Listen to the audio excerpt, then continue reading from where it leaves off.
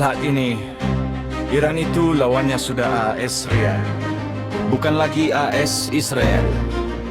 Melihat situasi ini, dapatkah kita memahami itu sebagai wujud nyata dari nubuat? Keluaran 14 ayat 14. Di medsos banyak yang berkata bahwa itu nubuat dari Keluaran 14 ayat 14. Coba kita telisik dari berbagai sudut pandang agar kita tidak keliru memahaminya, sehingga keteguhan iman kita tidak bergeser ke penyimpangan. Pertanyaan ini menarik karena menyentuh hubungan antara peristiwa politik kontemporer dan penafsiran nubuat Alkitab. Jawaban singkatku, belum tepat jika Keluaran 14 ayat 14 menghami sebagai nubuat langsung mengenai situasi Iran melawan Amerika Serikat dan Arab Saudi dengan beberapa alasan. Pertama, Keluaran 14 ayat 14 bukanlah nubuat eskatologis, melainkan firman Musa kepada Israel pada saat mereka terjepit di tepi laut teberau. Tuhan akan berperang untuk kamu, dan kamu, Israel, akan diam saja. Konteksnya sangat spesifik pada zaman itu, yakni Israel tidak memiliki kekuatan militer. Mesir mengejar mereka. Allah sendiri bertindak membelah laut dan mengalahkan pasukan Firaun. Jadi sekarang makna pertama, ayat itu berbicara tentang ketergantungan umat Allah kepada tindakan penyelamatan Allah, bukan tentang aliansi geopolitik abad ke-21. Namun, disinilah muncul prinsip yang lebih luas.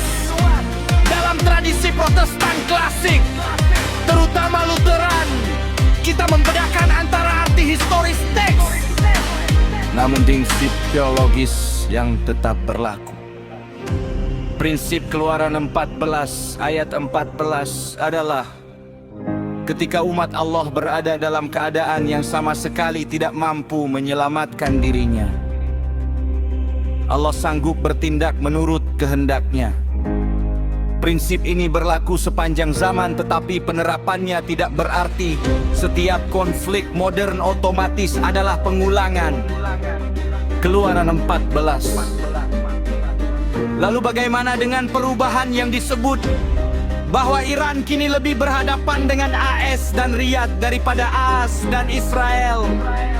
Secara politik, memang aliansi di timur tengah terus berubah. Hubungan antara negara-negara kawasan sangat dinamis.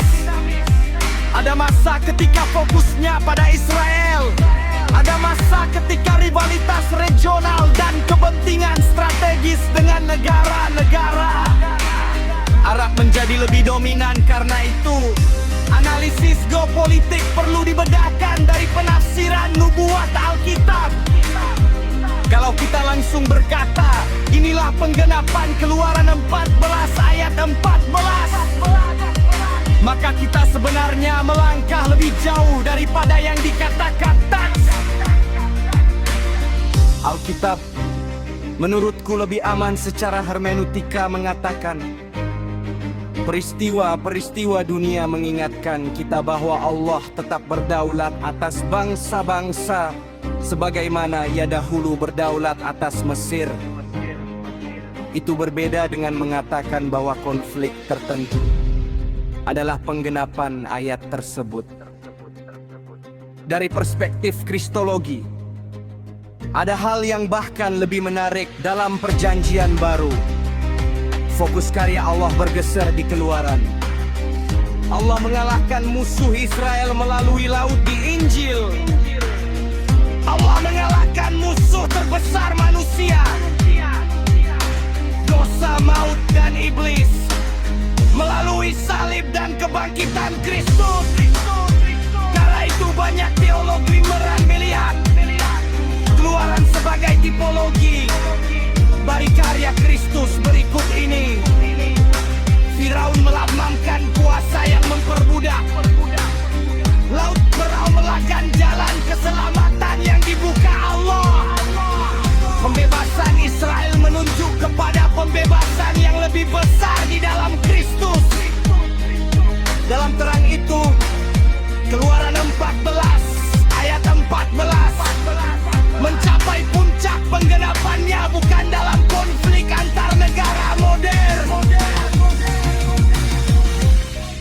melainkan ketika Kristus berperang bagi umatnya di kayu salib.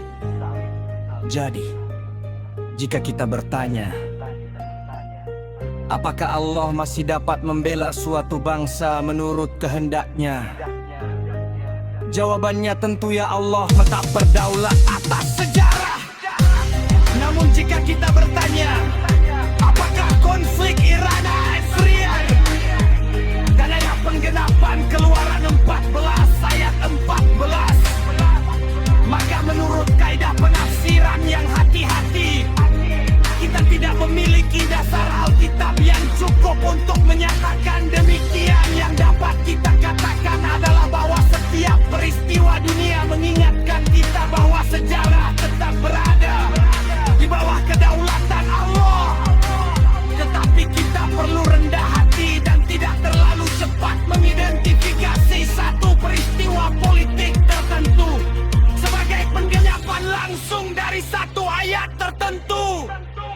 Semoga pencerahan singkat ini dapat memberi makna dalam keteguhan iman kita.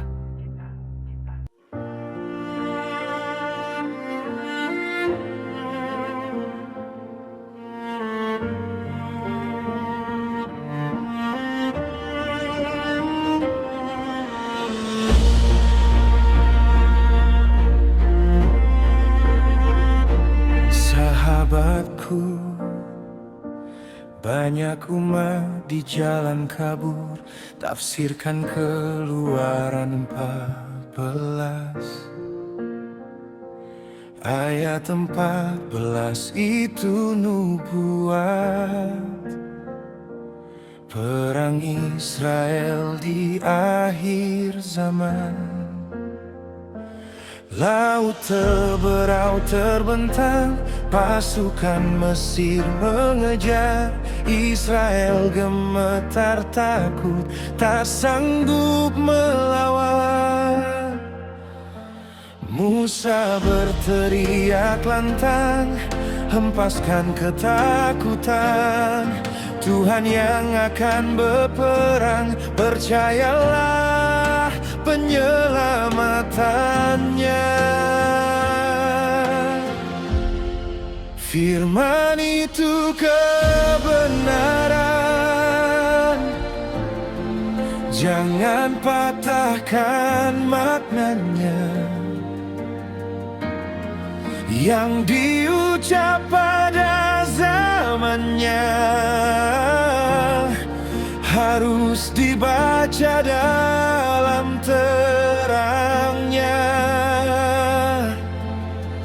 Bukan tiap bangsa adalah Israel, bukan tiap perang adalah keluaran.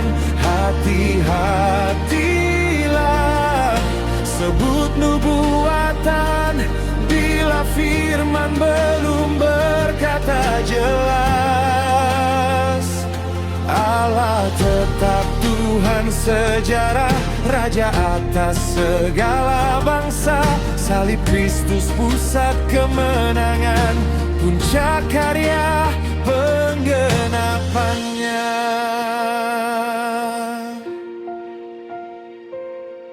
Hari berganti, zaman berubah, bangsa bangkit dan rebah. Aliansi silih berganti, kuasa dunia tak pernah abadi. Jangan biarkan berita dunia menggeser terang Injil yang kekal. Nubuat bukanlah teka-teki untuk dicocokkan di setiap kabar. Jika perang datang dan bergemuruh, kami percaya Tuhan berdaulat. tetapi kami tidak mendahului apa yang belum kau nyatakan.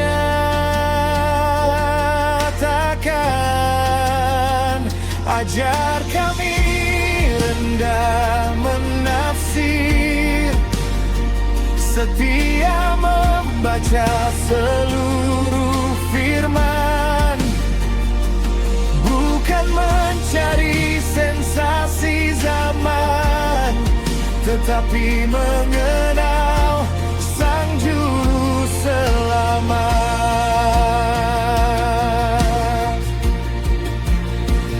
Bukan setiap perang adalah keluaran, bukan setiap musuh adalah Firaun, namun setiap hati yang diperbudak dosa membutuhkan pembebasanmu.